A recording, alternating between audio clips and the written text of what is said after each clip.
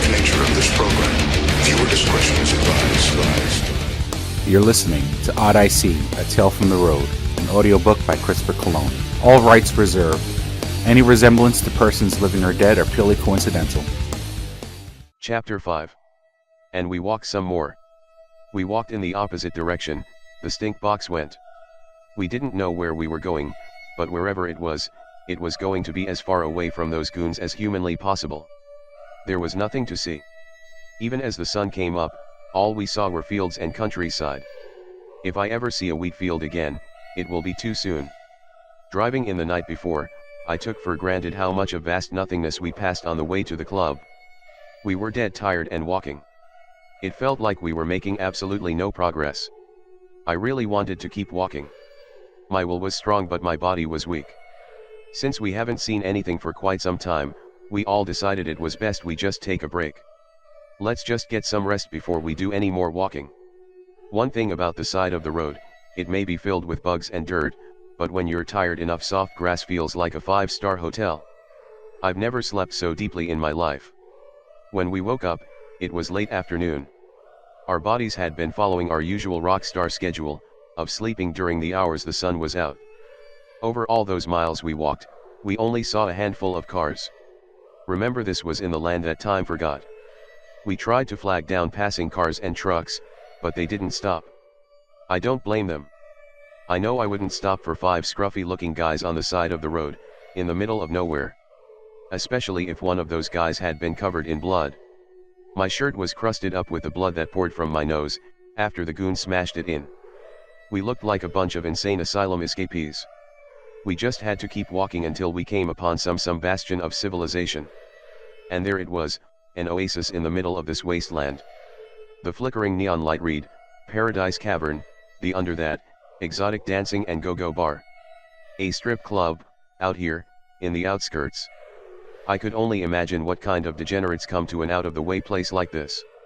Forget the clientele, I was picturing what sad, pathetic women worked in a shack like that. Women with cesarean section scars, prison tattoos, sagging stretch-marked breasts and maybe even some chin stubble. And it was the middle of the week.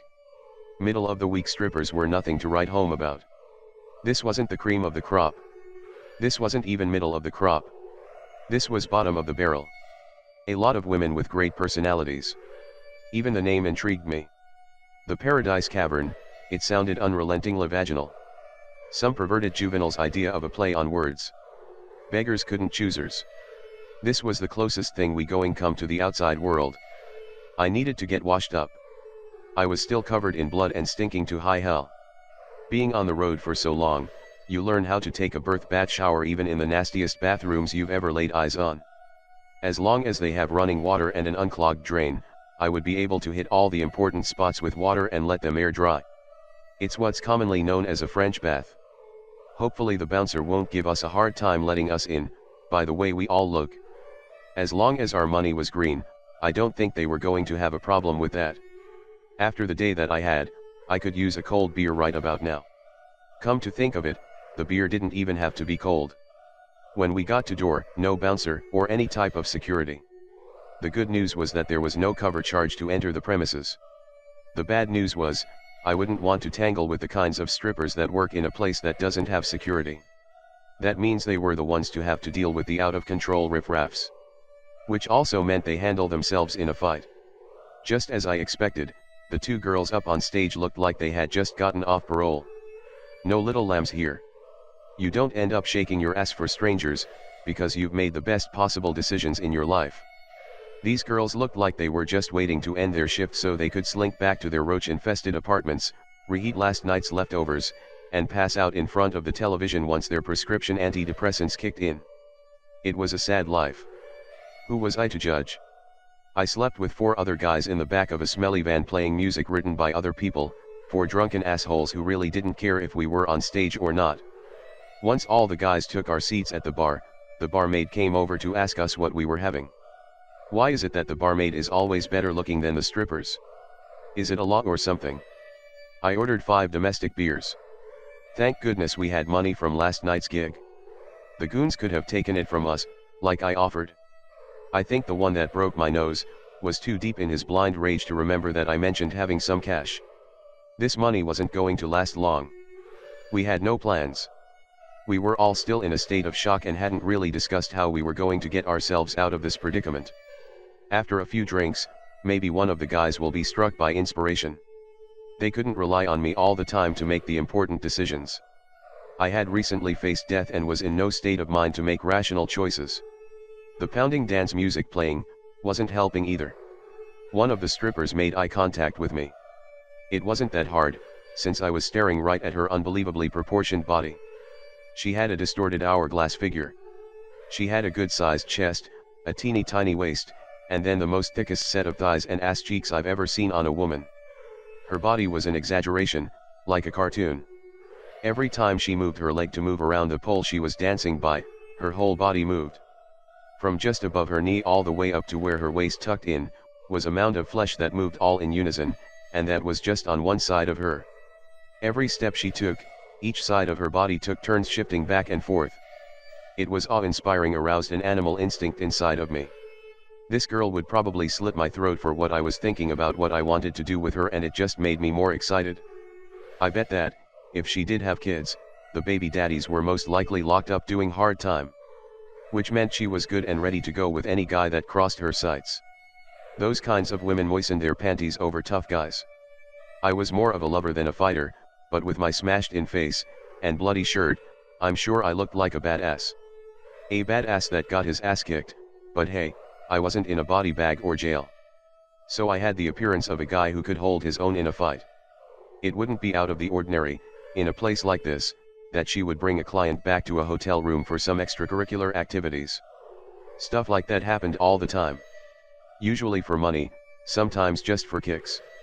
She locked her eyes on me and kept them trained on me as she walked off the stage.